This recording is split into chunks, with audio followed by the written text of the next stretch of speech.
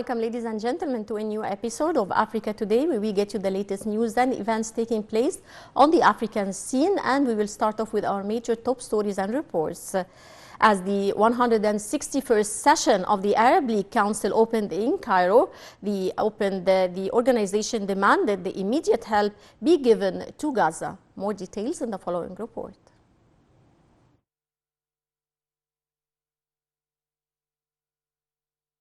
The Arab League has called for urgent aid to be sent to Gaza as it convened in Cairo for the 136th session of its council on Monday. Hussein Sidi, Mauritania's permanent representative to the Arab League and chairman of the session, told delegates that it's urgent and there is no time to waste. The international community is obliged to deal with the famine that has started to ravage elders and children. Aid groups say it has become nearly impossible to deliver humanitarian assistance in most of Gaza because of the difficulty of coordinating with the Israeli military, ongoing hostilities, and the breakdown of public order, with crowds of desperate people overwhelming aid convoys. The United Nations said last week that at least 1/4 of Gaza's population is on the verge of famine, and said that virtually all of the area's 2.3 million people desperately need food. There are growing international calls for another ceasefire, with the US, Egypt, and Qatar working to secure a deal between Israel and Hamas for a pause in fighting and the release of some of the hostages. Mediators hope to reach an agreement before the Muslim holy month of Ramadan starts around March 11th. The Hamas-run health ministry said on Sunday that the death toll in the Gaza Strip has now exceeded 30,000. But so far, Israel and Hamas have remained far apart in public on their demands. The United Nations says a quarter of Gaza's 2.3 million Palestinians face starvation. Around 80% have fled their homes.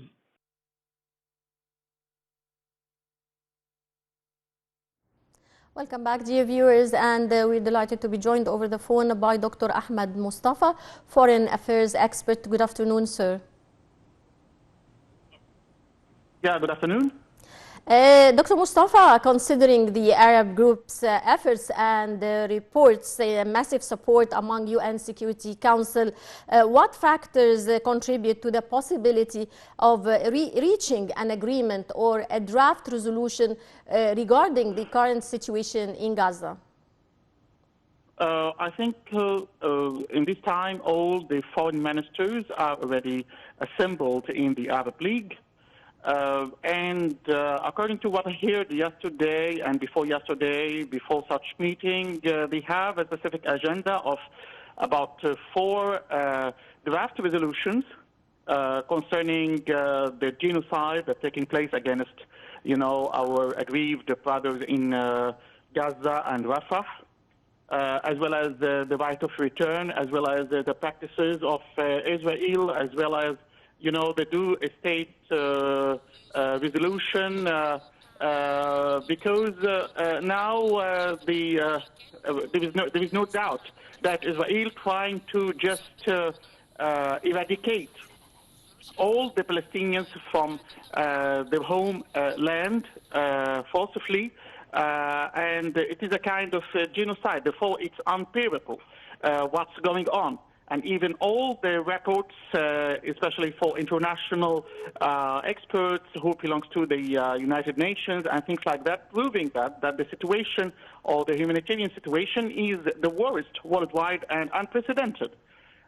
This is why this meeting is important, and also they are trying just to take, for the first time, procedures just to sanction Israel. Maybe they may consider the boycott with Israel. And this agreement also is very important before the forthcoming Arab summit that will be held in Bahrain. This is exactly in brief what I heard about this, and all of that will be,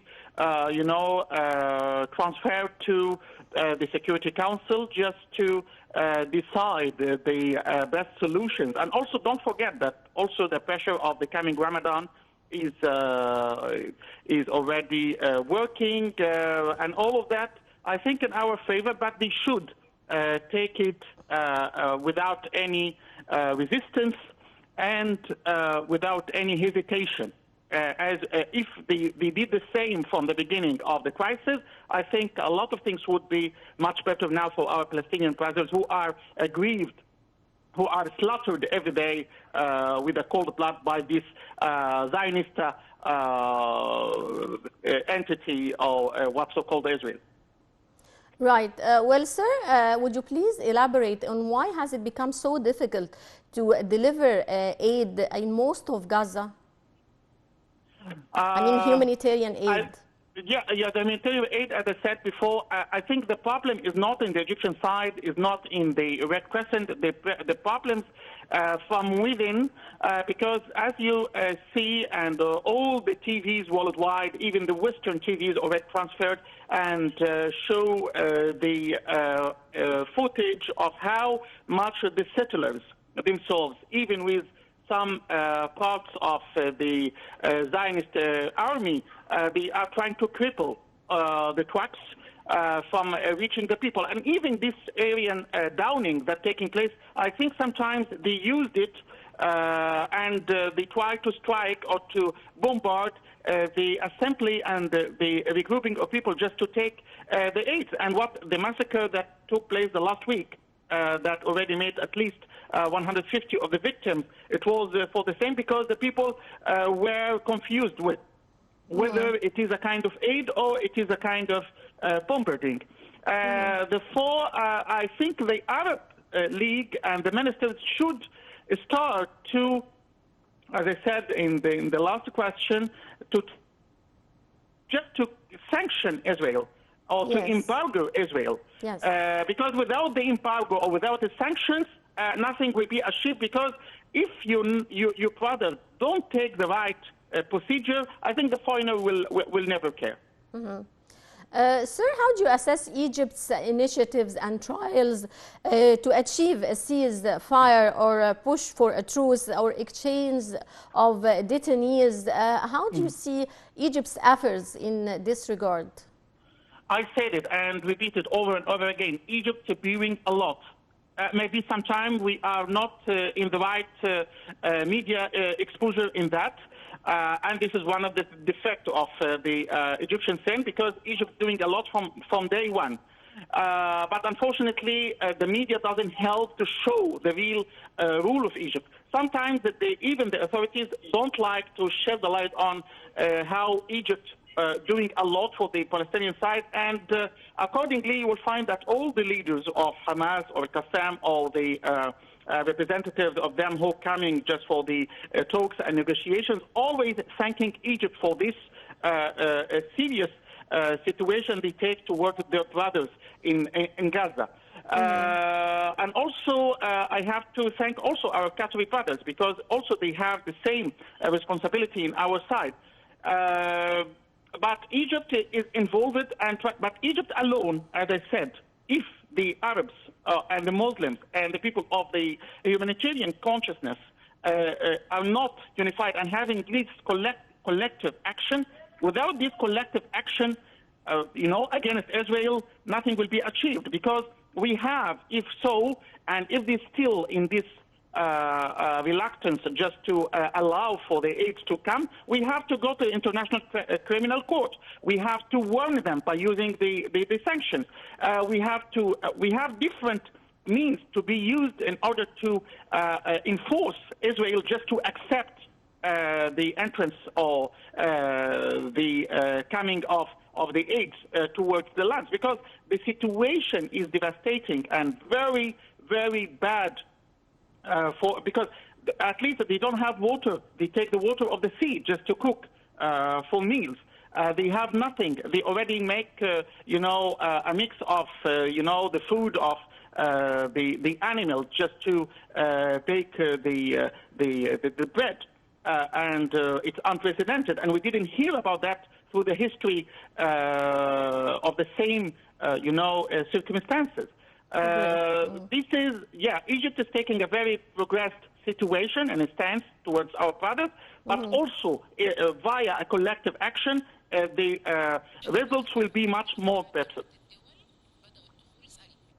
Right. Well, I would like to thank you so much, Dr. Ahmed Mostafa, Foreign Affairs expert. Many thanks for your insights, sir. And dear viewers, now we move back to our special reports, and we have, let's check out this report. Mozambique's new agency AIM reported that Algeria has pledged that it will support Mozambique in its fight against terrorism in the northern province of Cabo Delgado. Summarizing a 4-day working visit to Algeria, Mozambican president made the announcement on Sunday. He said that both delegations spoke of forms of equipping, exchanges of information, adding that an instrument that will guide cooperation in defense and security will be concluded. The president added that while work on the guiding document is being moved forward, the Algerian government has promised immediate support in individual equipment for members of the local militias who are fighting the terrorists alongside the armed forces. Mozambique's ties with Algeria are decades old. Fighters in the Mozambican independence war received their own training in Algeria in the 1960s. The president's announcement comes after Mozambique's government confirmed on February 27th that over 60,000 people were driven from their homes by a wave of recent extremist attacks in the rest of North. The hydrocarbon-rich Cabo Delgado province has been facing attacks for 6 years. Since July 2021, troops from Rwanda and the South African Development Community are deployed in support of the Mozambican army.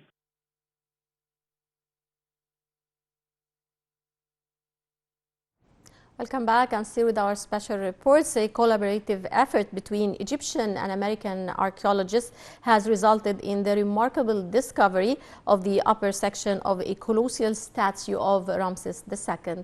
More details in the following report. The joint Egyptian-American archaeological mission between the Supreme Council of Antiquities and the University of Colorado operating in El Ashmoun area in Minya Governorate, Upper Egypt, uncovered the bust of a huge statue of King Ramses II. The Secretary General of the Egyptian Supreme Council of Antiquities, Mostafa Waziri, said that studies conducted on the finding confirm it belongs to a part of the statue discovered by the German archaeological G. Reuter in 1930. He explained that the mission began carrying out cleaning and strengthening work in preparation for studying the bust and preparing a visualizing of what the statue would look like in its entirety. The head of the Central Administration of Antiquities of Central Egypt, Adil Okesha, explained that the mission began excavations in the region during the past year in an attempt to uncover the religious center of the city of Ashmoun during the New Kingdom until the Roman era, which includes a number of temples, including one for King Ramses II. The head of the mission from the Egyptian side, Bassem Gehed, stated that the discovered part is made of limestone and is about 3.80 meters high. It depicts King Ramses II wearing a double crown and a headdress topped with a royal cobra. Gehed continued that the upper part of the statue's back column shows writings of titles to glorify the king. He indicated that the size of the statue when its lower part is installed may be total about 7 meters.